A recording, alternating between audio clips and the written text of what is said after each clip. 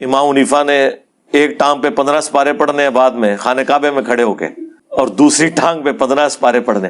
اچھا مجھے نہیں سمجھ آتی یہ ایک ٹانگ اور دوسری ٹانگ کا ذکر کیوں کرتے ہیں؟ مطلب کوئی ان کو کوئی کرتب باز، کوئی جگلر بنانے کی کوشش کرتے ہیں؟ نبی علیہ السلام نے کبھی ایک ٹانگ کے اوپر ایک نماز اور دوسری ٹانگ پہ دوسری نماز پڑھی ہے؟ اچھا لوگ کس طرح فخر سے اسے بیان کر رہے ہوتے ہیں۔ ماشاءاللہ یہ حضور غوث پاک رضی اللہ تعالیٰ عنہ کا ماں ہے۔ حضور غوث پاک فرماتے کئی سال میں نے بغداد کے جنگلوں میں اس طرح گزارے کہ نہ کوئی مجھے جانتا تھا نہ میں کسی کو جانتا تھا۔ فرماتے میں نے خود کو اتنا گمنام کر دیا، نہ کوئی مجھے جانتا تھا نہ اس نے کہ حضور آپ کے مجاہدوں کی ابتدا کیا تھی؟ آپ نے فرمایا میرے مجاہدوں کی ابتدا یہ تھی کہ ابتدا میں ہر رات ایک پاؤں پہ کھڑا ہو کر ایک قرآن کریم تلاوت کیا کرتا تھا۔ پھر ایک وہ بھی وقت آیا جب آپ فرماتے میں نے 40 سال عشاء کے وضو سے نماز فجر ادا کیے تھے۔ آپ فرماتے 40 سال میں نے عشاء کے، اور میں نے ایک جگہ پڑھا ہے امام اعظم امام ابو حنیفہ رحمۃ اللہ تعالیٰ فرماتے ہیں امام صاحب نے 60 سال اس طرح روزہ رکھا، کسی کو پتہ نہیں چلا۔ 60 سال تک امام صاحب نے اس طرح روزہ رکھا کہ کسی کو پتہ نہیں چلا۔ سیدنا غوث اعظم فرماتے ہیں میں نے 40 سال عشاء کے وضو سے فجر پڑھی ہے۔ اتنا عرصہ وہ روزانہ کتنی عبادت کر رہے ہیں، عشاء کے لیے وضو کیا، ساری رات عبادت میں گزاری، صبح فجر ہو گئی۔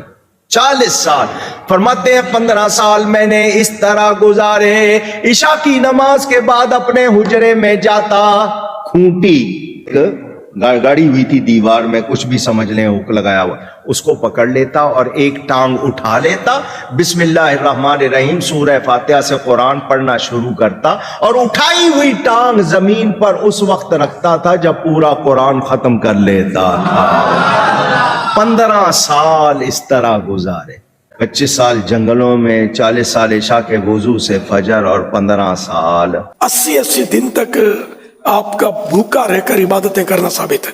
یہ کرامت تھی آپ کی۔ 80 دن کوئی انسان نہ کھائے پیے زندہ نہیں رہ سکتا۔ حضور غوث الثقلین رحمۃ اللہ علیہ 15 سال تک رات بھر میں ایک قرآن کریم ختم کرتے رہے۔ غوث پاک رحمۃ اللہ علیہ ہر روز ڈیلی 1000 رکعت نفل ادا فرماتے تھے۔ امام اعظم ابو حنیفہ رضی اللہ تعالیٰ عنہ کی شان تو دیکھو کہ آپ رضی اللہ تعالیٰ عنہ نے مسلسل 30 سال روزے رکھے، خالی روزے ہی نہیں رکھے، 30 سال تک ایک رکعت میں قرآن پاک ختم کرتے رہے۔ ایک روایت کے مطابق 45 سال تک عشاء کے وضو سے فجر کی نماز ادا کی۔ جس مقام پر آپ کی وفات ہوئی رضی اللہ تعالیٰ عنہ، اس مقام پر آپ نے 7000 بار قرآن پاک ختم کیے۔ 15 سپارے ایک لت اتے اور 15 ایک اتے پڑے۔ یار بھائی 2 لتاں استعمال کو کسی نے منع کیتا ہے؟ اس میں زیادہ تھکنے کے چانس ہیں۔ آپ ایک ٹانگ کے اوپر اگر 15 سپارے پڑھیں، بلکہ جو بیان کر رہے ہیں نا انہیں کہ آپ سے ہم سپارے نہیں ڈیمانڈ کرتے، یہ ایک سپارہ پڑھنے میں آدھا گھنٹہ لگتا ہے، تو 15 پارے آلموسٹ 7.5 گھنٹے بنے۔ 7 گھنٹے تو پہلے ایک لاتے کھلو کے 10 نہ منو، خالی نہیں کھڑا ہوا جاتا۔ اور یہ کون سی سنت ہے؟ یہ ضرور سنت ہے کہ نبی علیہ السلام اگر قیام کے دوران تھک جاتے تو ایک ٹانگ پہ تھوڑا وزن ڈال دیتے، یہ نہیں کہ دوسری ٹانگ اٹھا لیتے تھے۔ نماز کا ایک پروٹوکول ہے، آپ نے اللہ کے سامنے اس طریقے سے کھڑا ہونا ہے کہ اس کا پروٹوکول ہو۔ یہ کون سا تماشا کہ لات چکی ہے؟ ایک لات اٹھا کے، ایک لات چک کے تو بندہ کھڑا بھی نہیں ہو سکتا۔ یقین کریں بندہ تھک جاتا ہے۔ یہ ہو سکتا ہے کہ دوسرے آدمی کو رسی یوں پکڑی ہوئی ہو، خالی ایک ٹانگ پہ کون کھڑا ہو سکتا ہے یار؟ ہاں جس کی 4 ٹانگیں ہیں نا وہ کھڑا ہو سکتا ہے 3 ٹانگوں پہ، 2 ٹانگوں والا تو ایک ٹانگ پہ نہیں کھڑا ہو سکتا۔ سیدھی سی بات ہے یار۔ بخاری مسلم دونوں میں حدیث ہے، نبی علیہ السلام ایک دفعہ گھر میں داخل ہوئے تو آپ نے ایک رسی لٹکی ہوئی دیکھی۔ آپ نے فرمایا یہ رسی کس نے لٹکائی ہوئی ہے؟ تو بتایا گیا آپ کی بیٹی جو زینب ہے نا وہ عبادت کرتی ہیں اور اپنا جوڑا جو ہے نا اس سے باندھ لیتی ہیں نماز پڑھنے کے دوران، تاکہ جب نیند آئے اور جھٹکا لگے اور آنکھ کھل جائے۔ آپ نے فرمایا کھولو ہے رسی۔ یہ کون سا طریقہ ہے؟ نماز اس وقت تک پڑھو جب تک کہ تمہاری طبیعت تمہارا ساتھ دے، نفلی نماز، اس کے بعد آرام کرو۔ اللہ کے نبی علیہ السلام نے تو وہ رسیاں بھی کھلوا دی ہیں، اپنی بیٹی کی رسی، یہ بخاری مسلم دونوں میں ہے، جو انہوں نے اپنا جوڑا باندھنے کے لیے لٹکائی ہوئی تھی کہ مجھے جھٹکا لگے تو میں پھر دوبارہ نماز شروع کر دوں۔ اس طرح کی زبردستی کی نمازیں تو اللہ کے نبی نے پسند نہیں کی ہیں۔ جو رسیاں کھلواتے ہیں، یہ ایک ٹانگ والے جو یہ مرغے اور مرغابیاں جب کھڑے ہوئے نمازیں پڑھ رہے ہوں گے، ان کے ساتھ وہ کیا کریں گے؟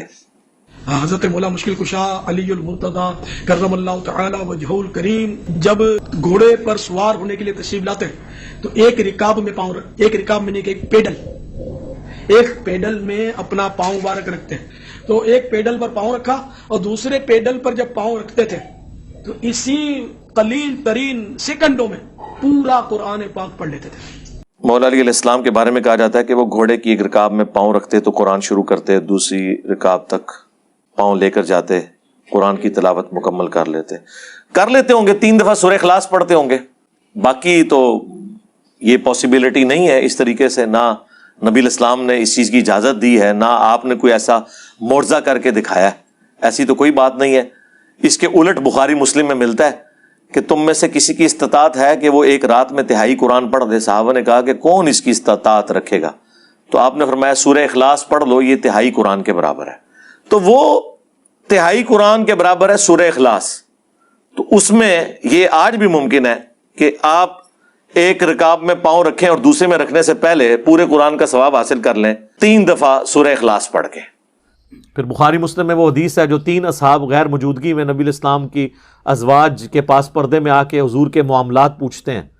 وہ نبی الاسلام تو ایک نارمل زندگی گزار رہے تھے, آپ رات کو سوتے بھی تھے, آپ نفلی روزہ رکھتے بھی تھے, نہیں بھی رکھتے تھے. تو بخاری مسلم کے الفاظ ہیں, انہوں نے نبی الاسلام کی عبادت کو ہلکا جانا اور پھر آپس میں گفتگو کرتے ہوئے کہا کہ اللہ کے نبی تو بخشے بخشائے ہیں, ان کو کیا ضرورت ہے. ایک نے کہا کہ میں پوری زندگی شادی نہیں کروں گا, صرف اللہ اللہ کروں گا. دوسرے نے کہا کہ میں روزانہ روزہ رکھوں گا, اور تیسرے نے کہا کہ میں روزانہ پوری رات جاگا کروں گا. یہ کہتے ہیں 40 سال تک عشاء کے وضو سے فجر اے تکیو کیا ہوتا ہے انہاں نال. یہ چلے گئے, یہ باتیں کر کے وہ وہاں پہ گئے تو نبی الاسلام کی زوجہ محترمہ جو تھی انہوں نے سن لیا, اور جب حضور واپس آئے تو انہوں نے کہا کہ جی وہ آپ کے چیتے آئے تھے یہ دعوے کر کے گئے ہیں. حضور نے کہا بلاؤ ان کو.